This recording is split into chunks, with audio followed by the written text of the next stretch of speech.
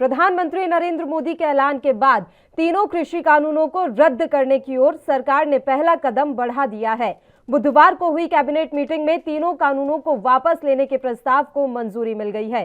सूत्रों ने मीटिंग में कानून रद्द करने वाला बिल कैबिनेट में मंजूर कर लिया है।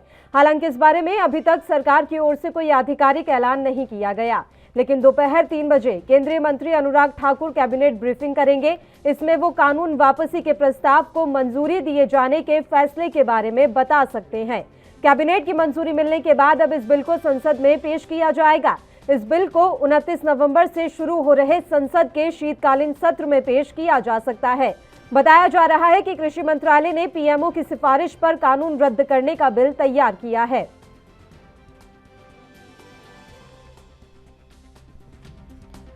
तो प्रधानमंत्री नरेंद्र मोदी के ऐलान के बाद तीनों कृषि कानूनों को रद्द करने की ओर सरकार ने पहला कदम बढ़ा दिया है। बुधवार को हुई कैबिनेट मीटिंग में तीनों कानूनों को वापस लेने के प्रस्ताव को मंजूरी मिल गई है।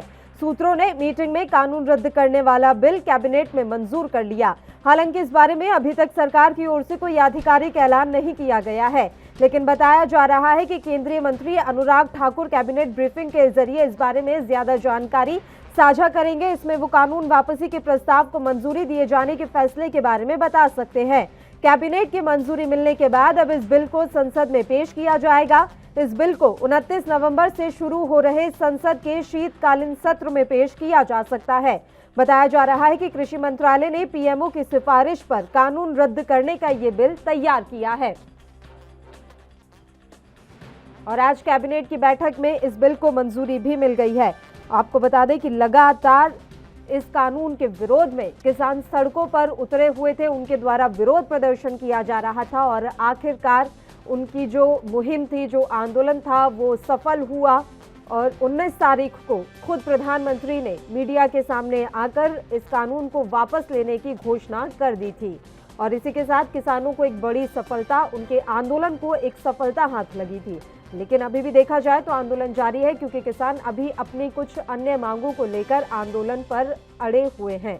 और इस बीच आज जो कैबिनेट की बैठक हुई, इस बैठक में कृषि कानूनों को रद्द करने का जो बिल है वो सर्वसहमति से मंजूर कर लिया गया है। अब जब संसद का शीतकालीन सत्र, जो कि 29 नवंबर से शुरू होने जा रहा है, जिस दिन प्रारंभ होगा, इस बिल को लाया जाएगा संसद में और इस पर मुहर लगाई जाएगी। उसके बाद ये जो प्रस्ताव है, जो बिल है, मुहर लगने के बाद, संसद से मुहर लगने के बाद राष्ट्रपति के पास भेजा जाएगा, जहां राष्ट्रपति इस पर दस्तखत कर कृषि कानूनों को रद्द कर देंगे और नोटिफिकेशन जारी हो जाएगा। कानून रद्द करने की ओर पहला कदम आज सरकार बढ़ा चुकी है। ये महत्वपूर्ण जानकारी हम आप तक पहुंचा रहे हैं।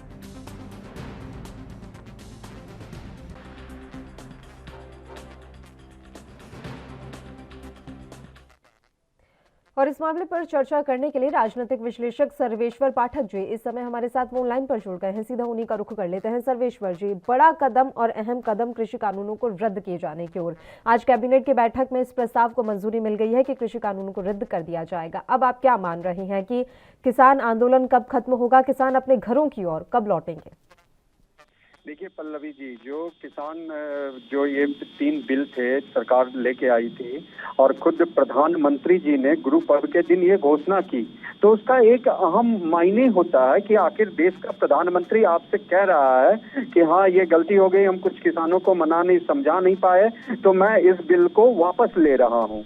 और आप उनकी बातों को दरकिनार कर रहे हैं, कहे नहीं ऐसे नहीं होगा, पार्लियामेंट में जाके कहे। तो अब देखिए सरकार वचनबद्ध है और उस दिशा में जो डिफरेंट स्टेप्स है, जैसा कि आपने अभी बताया, अभी कैबिनेट की बैठक हुई है, उसके बाद उस पे जब 29 नवंबर से सेशन स्टार्ट होगा तो वो संसद में पेश होने के बाद उस बिल को बर्खास्त किया जाएगा। फिर राष्ट्रपति की मुहर लगने के बाद वो नोटिफिकेशन जारी होगा कि ये बिल निरस्त हो गया।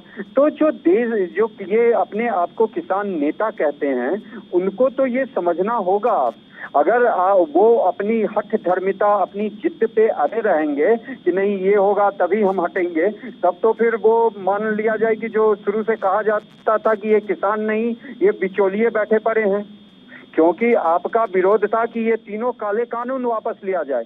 अब देख लीजिए राकेश टिकैत हो या योगेंद्र यादव जो अपने आप को किसान नेता बोलता है, सेफोलॉजिस्ट से कहाँ भागते रहता है वो कि नहीं ये 3 बिल जो है ये काला कानून है, ये किसानों की जमीन छीन लेगा। मतलब कैसे कैसे किसानों को बड़ी बात भड़काया यह गया है कि था। 29 तारीख से संसद का सत्र शुरू होने जा रहा है और अभी भी ये कहा जा रहा है कि 29 को संसद कूच करेंगे, जो भी ये समय ये आंदोलन चलाकर बैठे हुए हैं। अब संसद कूच का क्या औचित्य रह जाता है? अगर आपको एमएसपी पर बात करनी है या आपके जो भी मसले हैं, क्या उन पर अब बातचीत के रास्ते तो खुल गए हैं ना सर? तो अब संसद कूच को किस तरीके से आप देख रहे हैं? क्या इसकी आवश्यकता आपको महसूस हो रही है एक राजनीतिक विश्लेषक होने के नाते? पल्लवी जी, मैंने वही कहा ना कि इनकी ये हठ धर्मिता है।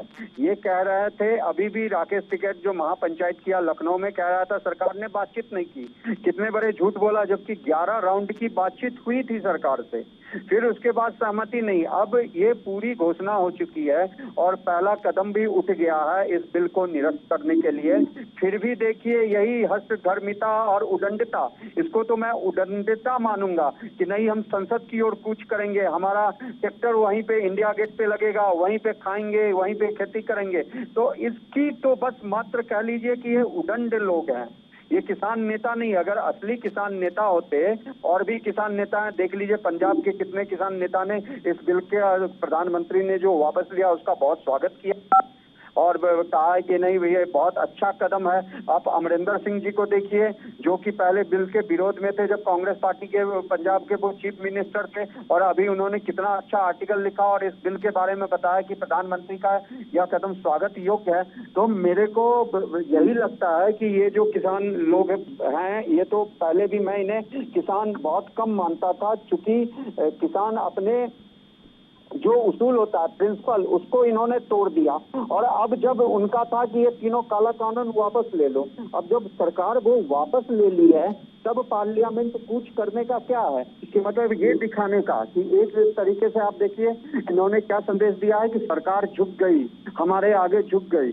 सरकार झुकी नहीं है, वो देश को बचाना है। देश में जो ये उत्पात मचाते उसको रोकने के लिए सरकार ने ऐसा कदम उठाया है। और इनको समझना चाहिए कि सरकार को अगर मतलब आप देश में अराजकता फैलाओगे तो मतलब आज नहीं तो कल इसका आपको दंड जो है भुगतना पड़ेगा।